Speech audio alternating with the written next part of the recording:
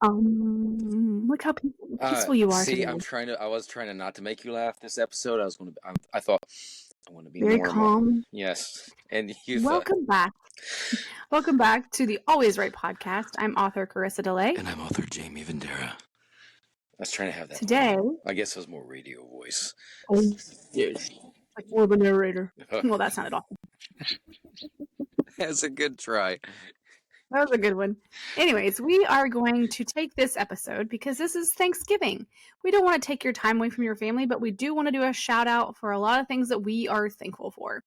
To get started, let's start with... I got one. I'm thankful that we're not going to do 45 minutes because I want to get upstairs and eat some turkey. Well, okay, what is your favorite food? Turkey? Is that your favorite Thanksgiving food? Yeah, a lot of people are hammies. I'm turkeys. I just love turkey.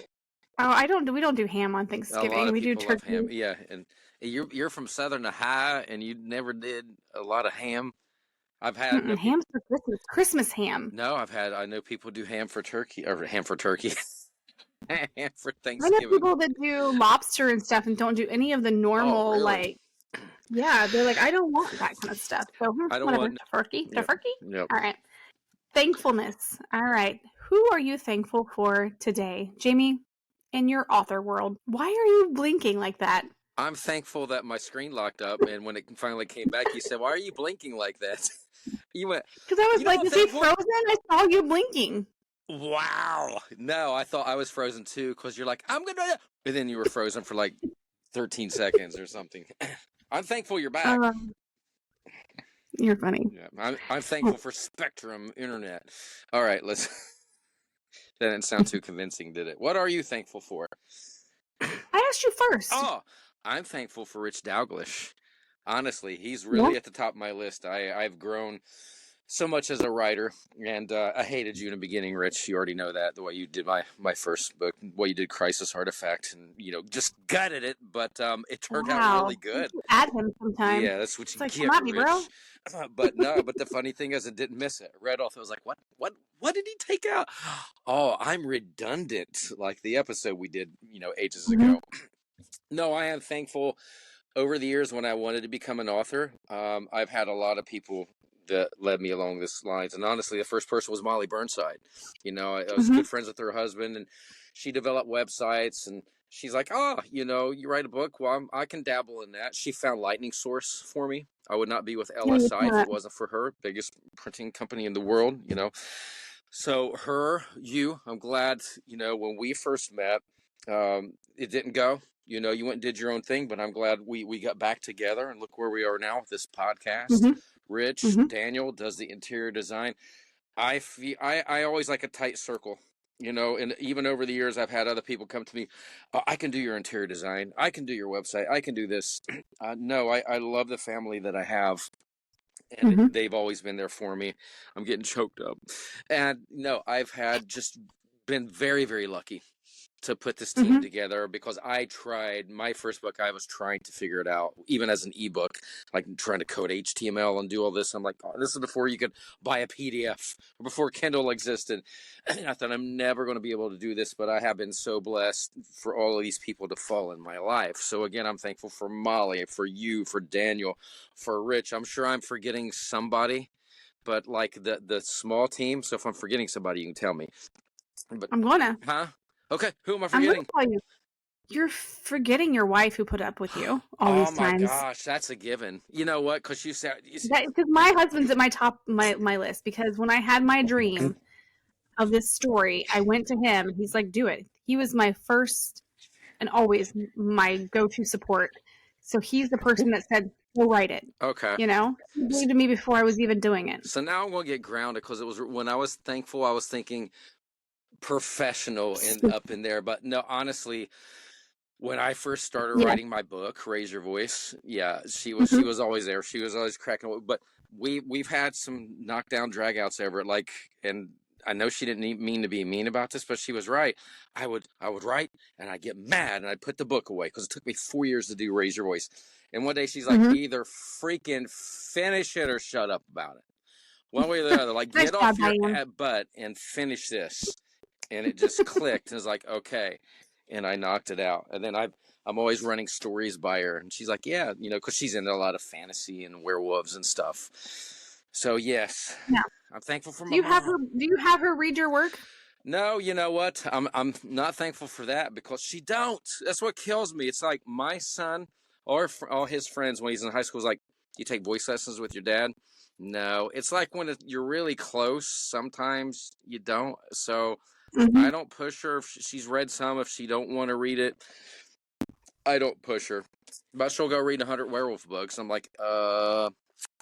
I know. So now you know why I didn't put her first on the Maybe I should list. take her back. Yeah. Take no back. What is it? No takey backs or whatever. No, I'm thankful for my mom. She always pushed me. Mm-hmm. Even when I was younger, I was taking electromechanical engineering in college, and I thought my buddy's going out to Hollywood to study at Musicians Institute guitar. Wish I could go study voice. And she's like, if that's what you want to do, boom. Mm-hmm. And I left. Yeah. All right. I'm thankful, of course, for my husband for believing me from the very get-go. I never had written before, to the point where it's like I didn't have a history of writing. And I come at him and say, I think I want to write a book. Here's the storyline. And he's just like, do it. Go do it. Like, support me, like, the whole way through. And so, yeah, definitely he's my number one. My second would definitely be Louetta for introducing me to you. So thank you, Louetta. And then obviously you, because you put me in the direction of Rich and all these different things, and now here we are. As far as when it comes to specifically my books, all my fans who've read my books and given me, the gumption to keep writing, and people who come to me like, I need this, those people who read my first book and didn't tell me about all the bad things that I did and made me feel good about putting it out there. Thank you. I can remember my friend Jenny Massey, her son Evan. We were having my first book signing, and she told her son, this is on a weekend. She said, "You can either clean your room or you can read this book." And he chose to read my book and became a book fan. And then he would tell people, he's like, "There's this book, you guys got to read this." And it was one of my daughter's friends. She's like, "So Evan Massey told me to read this book, and it's so good." And my daughter's in the car. She's like, "Are you talking about Crystal Gate?" And she's like, "Yeah." She's like, "My mom wrote that." She didn't even know. And yeah, I had like this whole, it was great. Those are the people that put a fire in me to keep writing, if that makes sense. So I'm very thankful for those people from the very beginning who saw the potential in my writing. My friend Christine, I can always, bat off to her and say, I want to do this, this, and this. And she's like, yes, but I can't tell her too much, but she'll always take a chapter and always read and give me great feedback. And I'm thankful for the community of people in the author world who keep reading alive. You're just shaking your head. What are you doing? I'm just waiting for you to continue to go on, and then you stop. I'm just I was all like, the people I'm thankful for. no, you're inspiring me because here I am thinking in my mind, I was thinking, oh, the team, The forgetting inner about my circle, wife, yeah. my mom. But I mean, you're right, because I write a lot of nonfiction books. So I cannot tell you how many singers over the years have been like, wow, you don't understand what your book, Raise Your Voice, has done for me. Or I've had, and I'm not making this claim, so the medical association knows, but I've had so many people read the Ultimate Breathing Workout, countless emails, phone calls. Current students are like, wow, I've been doing your program and I'm an asthmatic and I'm feeling like I can breathe easier. This is insane. So just the fact that, somebody's, rebalanced their voice, they're singing better, they're breathing better, is definitely why I do this. I actually just got back from Poland and I had this shirt. I'm forgetting what it said, but it's like, you are the reason I teach. Because I'm going over and working with, I went over and I worked with Dr. Denizoglu, and there was other singers and vocal coaches there, and it is true. So we can have a shirt that says, you are the reason I write. It's not just to get this story that's in our mind out, but it's to have an intimate connection with you on a reading level to inspire you. Maybe somebody's read Crystal Gate and they had a story, but they didn't have a confidence to write it.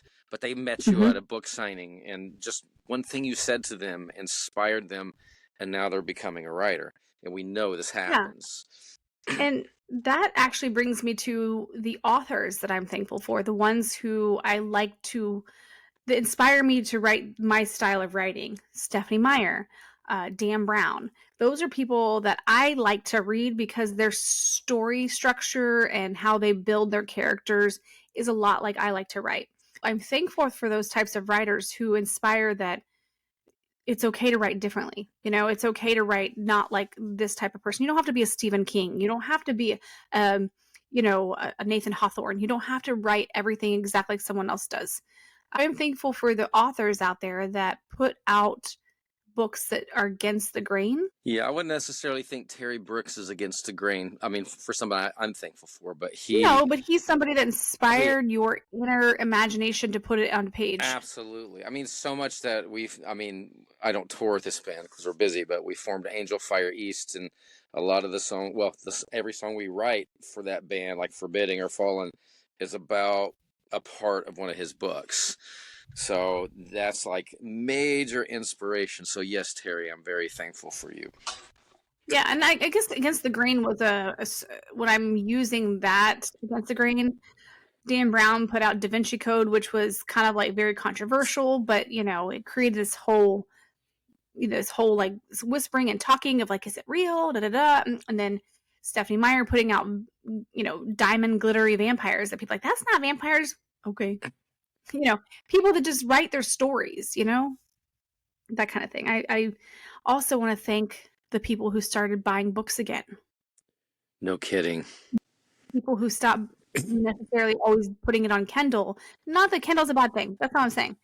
But to pick up because we put in a lot of work for our covers and to have that cover printed, I'm thankful for people who purchase books again. Yeah, it's even like with the records. Everyone's always about the LPs now. Everything is coming back around. I'm seeing a rising in print book again. Just to go into a bookstore and to smell the book, to feel it in your hands, is just a wonderful experience. Yeah, keeping bookstores alive. I mean, that's the thing. We go to Barnes and Noble and Books A Million. We go to Books A Million off a lot more because there's one nearby. But we love going in there and smelling a bookstore and having these things. It's nice to know that people want books again. So thank you for like Book Talk and these other books of Instagram, places that are sharing books and getting the word out. The readers, the people who are inspiring people to pick up a book again. I'm thankful for my iPads. Which I convinced Jamie this morning to buy another one to be here tomorrow. Yes. Is it tomorrow or Wednesday? Tomorrow. Or when? Yeah, okay. Yes, I did say that, and then something said now it'll be here tomorrow. But it's just... I told you. I literally told you, because you're like, if it could be here before blah, blah, blah. And I was like, if you order it on the Apple store, it will be here probably tomorrow. And everyone said, why are you thankful for another iPad? Well, we are both... thankful for technology. We're both Apple ladies. I do all my podcasts and my writing on this iPad. I have another one for recording, but I also do what's called MIDI recording. So I'll do MIDI programming. And I was like, man, these are iPad Pros. They're too big for me. I need something smaller that I can take with me when I'm traveling. And I was on the fence. And I was like, the new one's got the Apple Intelligence. And I'm like, I've been wanting it for 2 days. And you're like, just buy it right off. I was like, yeah, you're right. I will never talk anybody out of not buying something from Apple. Like, even if you have one, like, you still need a second one. Yeah. Apple products, I will always promote. But that is the thing I should further is from that statement, I'm thankful for technology because we can have our books printed way faster. We don't have to slide in the little numbers like we used to, or letters and stuff back in the printing press days. We can get multiple copies out easier. I'm thankful for technology that gets our book out social media wise. Thankful for all the things that allow us to be writers at an easier level.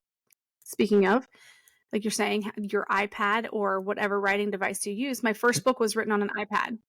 And I remember I went to a writing event with, I think there were like maybe 7 or 8 authors there. And we were in like this big square in the Portsmouth Library. And I was at this thing and all my stuff, I like to do like a decorative table. I like to do all these cool stuff with my table. And this gentleman came up to me and we've met him at one of his writing events. But he said, how did you like, how did you write that so quickly? Because I did my first book in 9 months. I said, all on my iPad. He's like, well, how do you write on your iPad? And I explained to him how to use the technology so many years ago because I had my iPad, I had the little typing area. And I was like, yeah, there's a book format. You can literally format it to do your book. So that was 2011. Now, fast forward with AI, there are going to have a lot of integrated systems that's going to make your writing a lot easier when you're using an iPad to write your book. You Grammarly, Pseudowrite, so we're thankful for these apps and these websites that make things so much easier. Yes. So those are things that we have to give a shout out to. We're very thankful for the ability to write easier and, get our work out.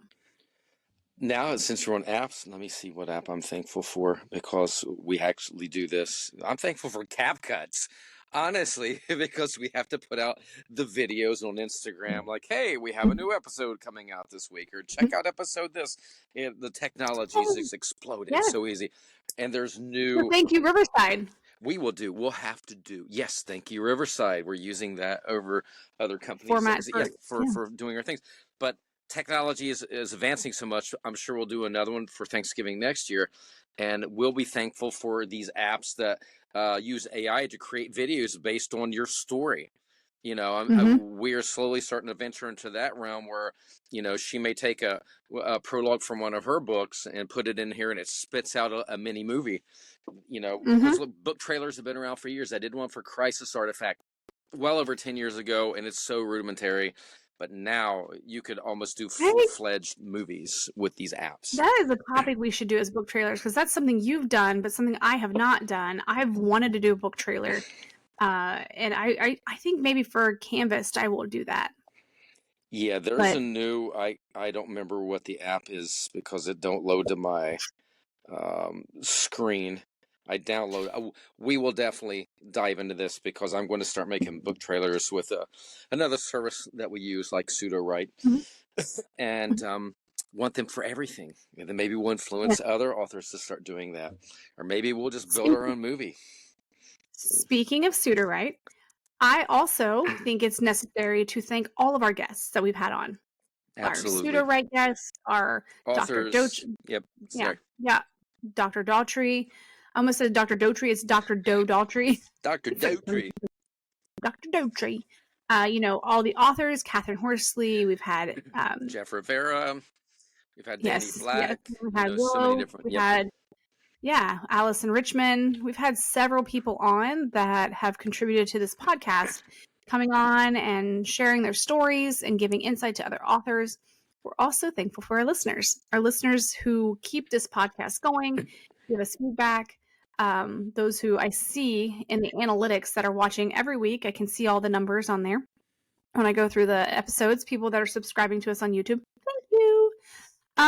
So those are the things I feel like as a podcaster and as authors, we need to remember and be thankful for. Because without these types of things and people in our life, none of this is really going to, progress or be possible. Correct. Yes. Well, I'm thankful for this podcast. I'm thankful for my podcasting partner. I have a great time doing this. Yes, thank you. I'm thankful for, like I said, I did say I was thankful for you earlier, but I am thankful that you show up. Sometimes. Fully hydrated. Yep. All right. So hopefully you're enjoying Thanksgiving today, whether you are feeding the hungry or you're feeding your family or you're doing both. Hopefully you are having a great day, taking this time for this 20-ish minute video so we can say thank you to you and to all of our listeners and all of our fans that read our books and everything out there. We want to say thank you to you. And if you want to listen to more, you can go to the Always Write Podcast by going on our website, hit allwayswritepodcast.com, or you can go to our email, allwayswritepodcast@gmail.com, and you can send us your whatever. Just send us something. Your book. Yeah. Send hey, I'm writing this book. Can I get some feedback? Yes. We love doing that. That's actually something I feel helping other authors has been truly edifying for me in my life, is being able to help other authors get to a certain point where they feel like I can do this. I can write more. I like that. I've had several that we've not even had on here that are like, hey, I want to know your thoughts, and then I'll give my thoughts, and I'm like, it's going to be completely honest, but I'm thankful to be able to do that for people. I'm thankful that I'll be feeding my face here in the next 5 minutes. Because you said feeding others or feeding your family, and you forget about feeding my face. So, Yes. All right. So go have some cranberry sauce, some corn casserole, some turkey lurkey. don't have any of Stuffing. that nasty stuff. What is cranberry sauce? I said that in the beginning. Cranberry sauce is okay. We are going to have a problem. Why? I don't like it. Cranberry sauce. Really? There's one from Kroger. Listen, we don't have a Kroger here, but there's one in Kroger that is so good. It's a cranberry celebration, and you go in there, and it's like cranberries and apples and walnuts. And you know what's weird? I love that. I'm talking about the little purple stuff that You're talking about cranberry jelly? maybe it's like a cranberry. You know, they always. And it goes, whoa, whoa, whoa, whoa, whoa. Yeah, I hate that. Well, that's different. That's a gelatinous thing. Okay.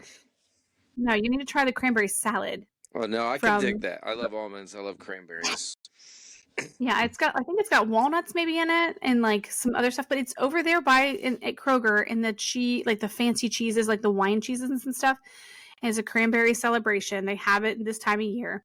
It is delicious. Yeah, no, I can dig apples. that. It's that little. What is this little side? And you have your turkey, and they get. I already told you. Yeah, it's the cranberry jelly. Is it a jelly? The little purple. It's like it comes in a can and always has the little round ridges from where it shapes the can.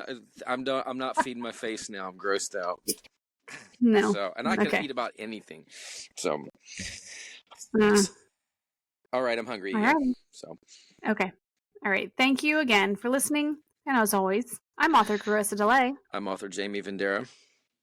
And always right. Thank you.